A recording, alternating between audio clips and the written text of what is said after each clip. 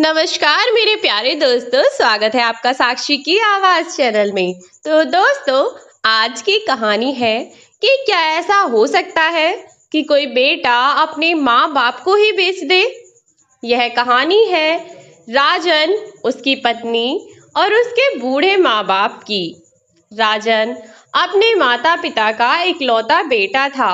बचपन से ही वह बहुत ज्यादा लालची था, लेकिन उसके माता पिता हमेशा यही सोचते कि जब बच्चा छोटा होता है तो उसे हर चीज को लेने का शौक होता है। धीरे धीरे बड़ा होगा तो सब समझ जाएगा। किंतु समय के साथ साथ उसका यह लालच दिन ब दिन बढ़ता ही गया। वह जैसे जैसे बड़ा होता गया, उसके माँ बाप भी उसे सभी बातें प्यार से समझाने लगे कि जीवन में एक ना एक दिन उसे पढ़ाई लिखाई की जरूरत महसूस होगी।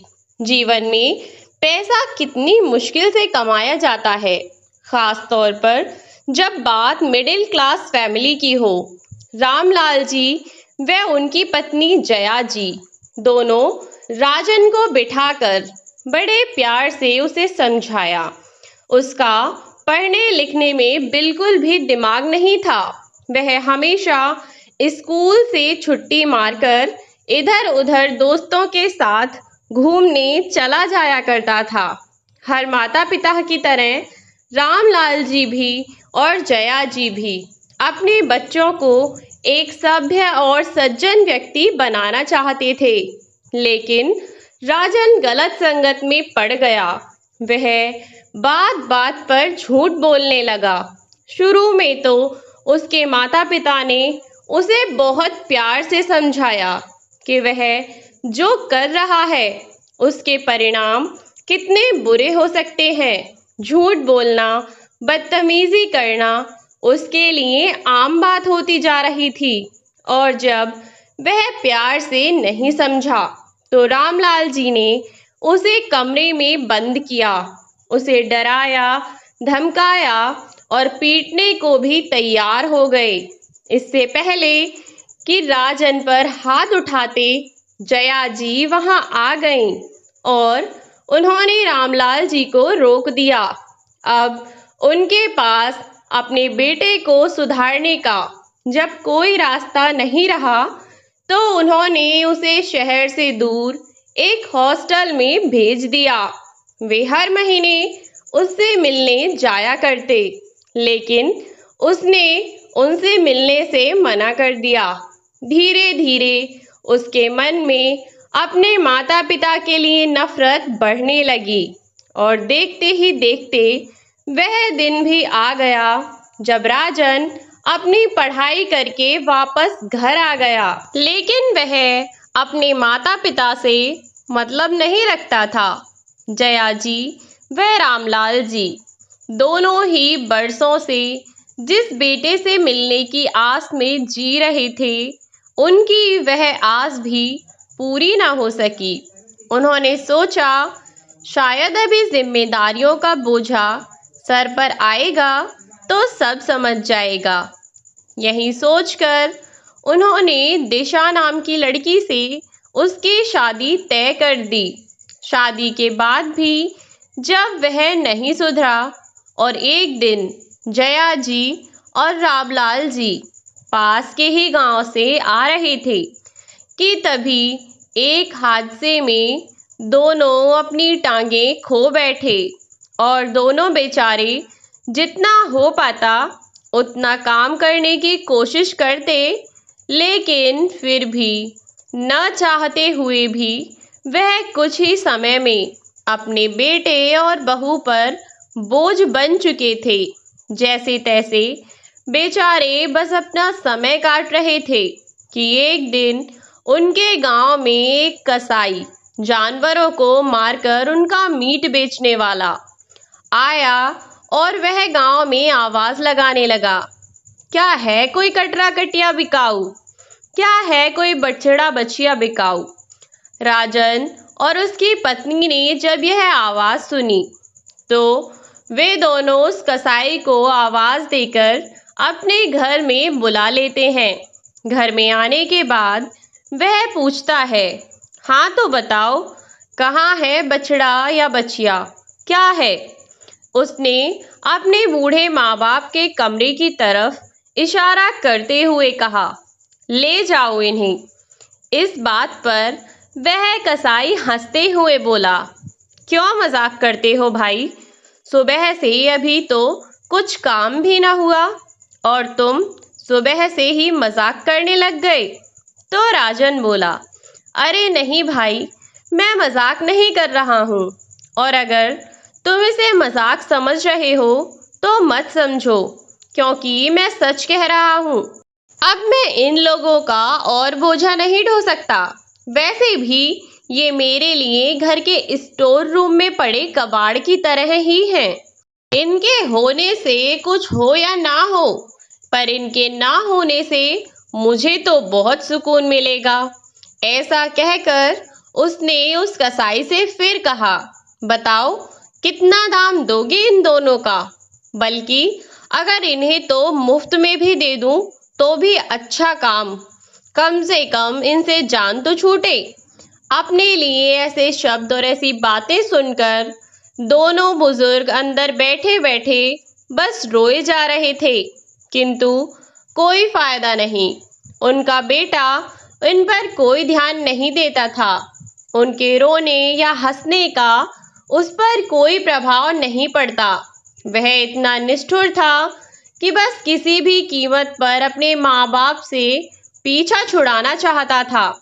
जया जी व रामलाल जी, वे बेचारे दोनों लाचार थे, कुछ कर नहीं सकते थे, इसलिए अपने बेटे की सारी बातें चुपचाप सुन लिया करते थे।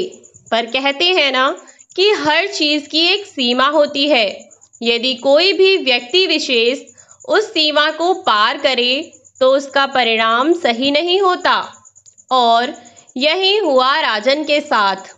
वह अपने माता पिता को इतना ज्यादा परेशान करता था तो उसका परिणाम अच्छा कैसे हो सकता था। राजन ने कसाई से कहा कि उसके माता पिता घर में वैसे भी किसी काम के नहीं, वह उन्हें अपने साथ ले जाए। उनके बदले में वह कसाई उन्हें जितने चाहे उतने रुपए दे दे, बस उसके माँ बाप को ले जाए। वह उस कसाई से बोला, देखो भाई, ये मेरे किसी काम के नहीं है, तुम इन्हें यहाँ से ले जाओ। कसाई ने कहा, भाई मजाक कर रहे हो, भला माँ बाप को भी कोई कभी बेचता होगा? तब राजन बोला, किसी का मुझे क्या पता, मुझे अपना पता है, मैं बेच रहा हूं ना। तुम बताओ कि तुम्हें लेने हैं या नहीं। यह बात सुन वह कसाई सोच में पड़ गया और फिर कुछ देर सोचने के बाद बोला, ठीक है, मैं तुम्हारे माँ बाप को लेने के लिए तैयार हूँ। जितनी तुम मांगो उतनी रकम देने को भी तैयार हूँ। यह सुनते ही तो जैसे राजन की चांदी ही चांदी हो गई। वह बोला, जितना मैं कहूँ उतना? कसाई ने जवाब दिया, हाँ, जितना तुम कहो उतना। यह सुन राजन बोला, तो निकालो 1 लाख रुपए। वह आदमी जो कि कसाई था, वह थोड़ी सोच में डूबा तो राजन बोला, क्यों, निकल गई हैंकड़ी? बातें तो बड़ी बड़ी कर रहे थे, अब बात पैसों की आई तो बोलती बंद हो गई। यह सुनकर वह कसाई मुस्कुराया और बोला, हाँ भाई, बात तो पैसे की ही है, लेकिन वैसी नहीं जैसा तुम सोच रहे हो। बल्कि मैं तो यह सोच रहा हूँ कि तुमने अपने माँ बाप की कितनी कम कीमत लगाई है। वैसे तो माँ बाप अनमोल होते हैं, लेकिन फिर भी खैर, जब तुम जैसा बेटा उन्हें बेचने के बारे में सोच सकता है तो उनकी कीमत लगाना तो कोई बड़ी बात नहीं, बहुत ही मामूली सी बात है। चलो कोई बात नहीं, यह लो 1 लाख रुपए, और आज से तुम्हें अपने माता पिता से कोई मतलब नहीं है। उसने फोन करके गाड़ी मंगाई और राजन के माता पिता को अपने साथ ले गया। जाते जाते राजन बोला, घर जाकर बहुत पछतावा होगा ना तुम्हें कि आज बहुत बड़ा नुकसान कर लिया, क्योंकि यह दोनों तो किसी काम के नहीं। राजन की यह बात सुनकर वह कसाई बोला, नुकसान मेरा नहीं तुम्हारा हुआ है भाई, लेकिन अभी शायद तुम्हें इस बात का अंदाजा नहीं है कि आज तुमने अपना क्या खोया है। खैर, मैं तुम्हारा हमेशा शुक्रगुजार रहूंगा, क्योंकि आज तुम्हारे कारण मुझे वह मिला है जो खुदा ने मुझसे छीन लिया था। यह कहकर वह कसाई उन दोनों बुजुर्गों को लेकर चला गया। अपने घर ले जाकर उसने अपनी पत्नी को आवाज लगाई। वह जैसे ही बाहर आई तो दोनों को देखकर थोड़ा चौंकी। फिर बोली, ये आप किन्हें अपने साथ लेकर आए हैं? जुनैद। दरअसल वह एक मुसलमान था, जिसके कारण वे दोनों बुजुर्ग बहुत घबराए हुए थे। कसाई बुजुर्गों को लेकर चला गया। अपने घर ले जाकर उसने अपनी पत्नी को आवाज लगाई। वह जैसे ही बाहर आई तो दोनों को देखकर थोड़ा चौंकी। फिर बोली, ये आप किन्हें अपने साथ लेकर आए हैं? जुनैद। दरअसल वह एक मुस्लिम था, जिसके कारण रामलाल जी और जया जी और ज्यादा घबरा रहे थे। डर के मारे इनके हाथ पैर कांप रहे थे।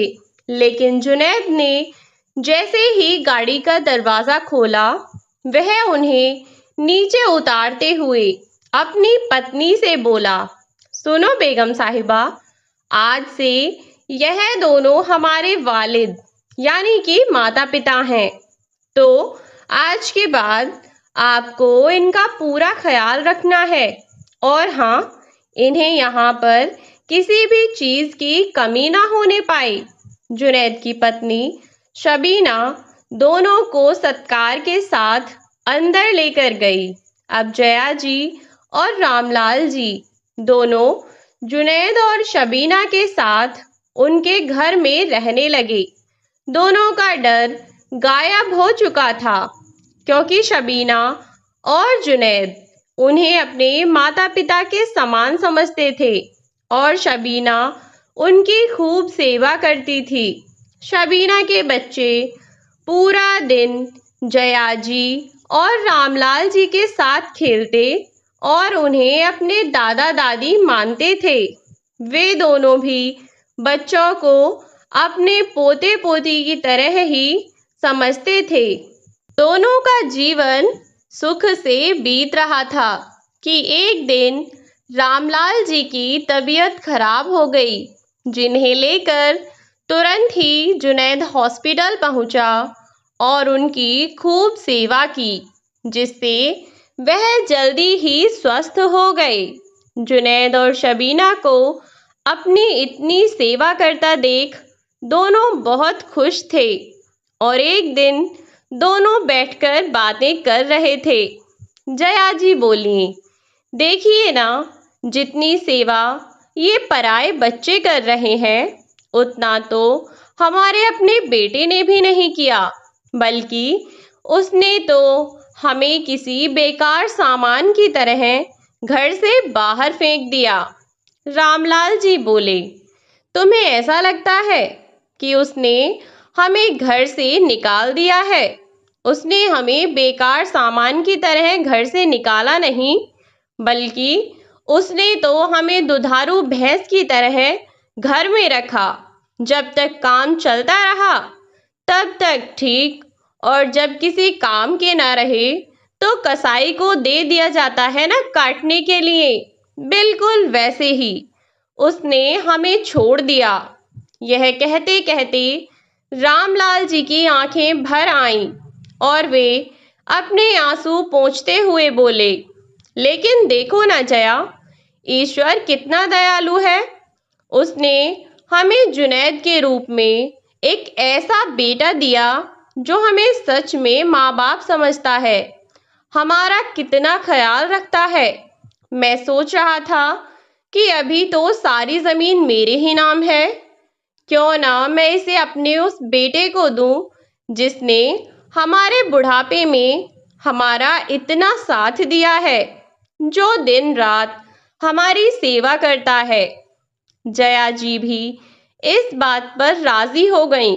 वह बोली, हाँ जी, बिल्कुल सही कहा आपने।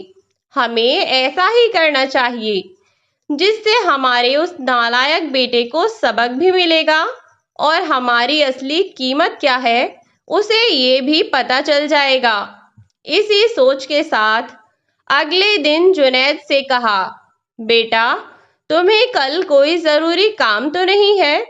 जुनैद बोला, नहीं बाबा, आप बताएं, आपको कुछ काम था?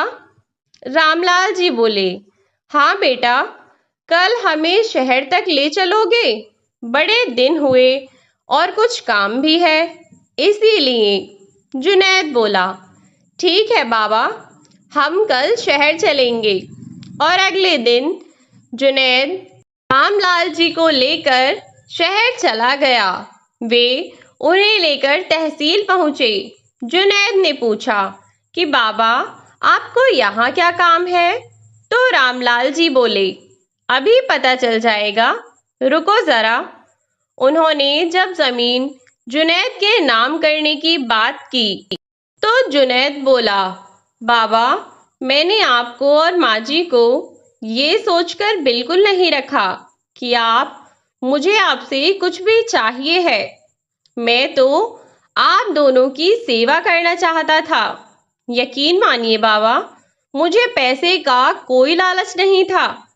बचपन में ही ऊपर वाले ने मेरे माँ बाप को मुझसे छीन लिया, और जब आपके बेटे ने आपको बेचने की बात की तो मुझे लगा कि मुझे फिर से मेरे माँ बाप मिल गए और दोबारा मैं उन्हें नहीं खोना चाहता।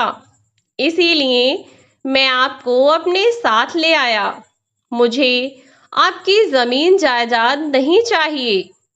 तब रामलाल जी उसे समझाते हुए बोले, बेटा, मैं जानता भी हूँ और मानता भी हूँ कि तुमने पैसे के लालच में कुछ नहीं किया, लेकिन ये भी तो एक माँ बाप का फर्ज होता है कि वे जीते जी जो भी कमाएं, दुनिया से जाने के बाद उस सब पर उनकी औलाद का हक होता है, और तुम बेटे ही तो हो। इससे पहले जुनैद कुछ और कहता, रामलाल जी बोले, बस, अब मुझे इस बारे में कोई बहस नहीं करनी, समझे? जुनैद ने भी चुपचाप सर हिला दिया। अगले दिन रामलाल जी जुनैद को लेकर अपने घर पहुंचे और अपने बेटे राजन को बाहर बुलाया और उसे घर से निकलने के लिए कहने लगे। उधर राजन उनकी आवाज सुनते ही गुस्से में चिल्लाता हुआ आया और बोला, दिमाग ठीक है तुम्हारा? और क्यों चिल्ला रहे हो? वह बाहर निकला तो अपने पिता को देखकर चौंक गया और बोला, तुम यहाँ कैसे आए? तभी पीछे पीछे जुनैद उसके घर के अंदर आया, जिसे देख राजन घबरा गया और बोला, देखो भाई, इन्हें मैं वापस नहीं लाया हूँ। इन्हें तो मैंने तुम्हें दे दिया था। अब तुम इन्हें संभालो, जो हो वो करो, लेकिन अब मैं वो पैसे तुम्हें वापस नहीं दूंगा। ले जाओ इन्हें यहाँ से। राजन की बातें सुनकर रामलाल जी से रहा न गया। वे बोले, हाँ, तो मैं भी यहाँ रहने नहीं आया हूँ। तुझ जैसे इंसान के पास रहने से अच्छा है कि मैं भगवान को प्यारा हो जाऊं। खैर, अभी तो मैं मरना नहीं चाहता, क्योंकि ईश्वर ने मुझे जुनैद जैसा बेटा और शबीना जैसी बहू दी है, जो मुझे और मेरी पत्नी से बहुत प्यार करते हैं। और मैं यहाँ पर तुम्हें कुछ बात बताने आया हूँ। हाँ, तो बात यह है कि तुम और तुम्हारी पत्नी अब इस घर में नहीं रह सकते। अब से यह घर मेरे उन बेटे और बहू का है जिन्होंने हम जैसे लावारिस माता पिता को अपना प्यार और सम्मान दिया। उनके साथ रहते हुए कभी यह नहीं लगा कि यह हमारे अपने बच्चे नहीं हैं। यह सब सुनकर पहले तो राजन बौखला गया। वह बोला, तुम इस तरह से मेरी जमीन जायदाद किसी के भी नाम नहीं कर सकते। इस सब पर केवल मेरा अधिकार है। यह सब सुनकर रामलाल जी बोले, नहीं, ऐसा बिल्कुल नहीं है। तुम्हें गलतफहमी है कि मैं यह जमीन किसी को नहीं दे सकता। यह घर मैंने अपनी मेहनत से पाई पाई जोड़कर बड़ी मुश्किलों से बनाया है। तुम्हारे जैसे नालायक इंसान को अब मैं और इस घर में बर्दाश्त नहीं कर सकता। इसीलिए कल सुबह तक मुझे यह घर खाली चाहिए, वरना मैं पुलिस को बुला लूंगा। इस बार राजन घबरा गया। वह बोला, नहीं बाबूजी, आप कैसी बातें कर रहे हैं? यह सब जो आपका है उस पर मेरा ही तो अधिकार है। आखिर मैं आपकी इकलौती औलाद हूँ। तभी रामलाल जी बोले, अच्छा, तुम्हें याद आ गया कि तुम मेरी इकलौती औलाद हो। लेकिन मुझे अब इस बात से कोई फर्क नहीं पड़ता, क्योंकि मुझे अपना परिवार ऐसे ही अच्छा लगता है। कल से यहाँ नजर मत पड़ना।